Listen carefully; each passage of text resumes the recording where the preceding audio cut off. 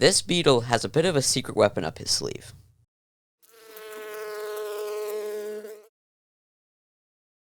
Welcome back to Bug of the Week Part 7, brought to you by Lil Dudes Insect Academy, and if you're new here, consider dropping a subscribe and a like down below, and also consider sharing this episode with one of your friends. Also check us out on social media, the links are in the description for that. We're on Instagram, Twitter, Facebook, all of them really.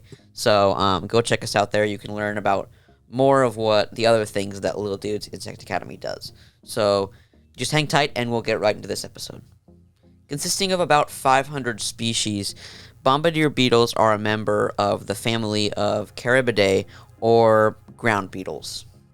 Now, there are various species of Bombardier beetles, and you can really find them all over the globe, except for Antarctica, of course. Now, the beetles themselves are actually quite small in size, not usually measuring much over than an inch. So they're usually about under an inch in length, so they're quite small. Now, the life cycle of the Bombardier beetle is similar to that of other beetles, where eggs are laid in decaying matter, and the larvae feed on decaying leaves and rotting wood, and then eventually they pupate, and so on and so forth, and then they become an adult at some point, just like most other beetles. Now, adult Bombardier beetles mostly feed on small insects, such as insect larvae, mites, aphids, and other soft-bodied bugs. Okay, see, I know you're probably thinking, Bradon, why are you telling us about this? This sounds like a really boring, average beetle to me. So just wait, this is where it gets interesting. These beetles actually have an extremely unique defense mechanism that is unlike any other. So we're going to get a little bit nerdy right about now. So inside the abdomen of this beetle is two reservoirs, or specifically glands, and they're connected with a vestibule-like exit from the abdomen. So they meet in the middle inside of the abdomen, and they have a common exit point at the end of the abdomen. So I'm probably going to butcher these pronunciations, but bear with me. So one reservoir has hydroquinone, and the other has hydrogen peroxide. So when the aqueous solution of the hydroquinone and the hydrogen peroxide meet at the vestibule, catalysts then begin the decomposition of the hydrogen peroxide and the oxidation of the hydroquinone, and heat from this reaction actually brings the mixture near the boiling point for water and produces a gas that drives the ejection. And keep in mind, this is all still happening inside the abdomen of this beetle.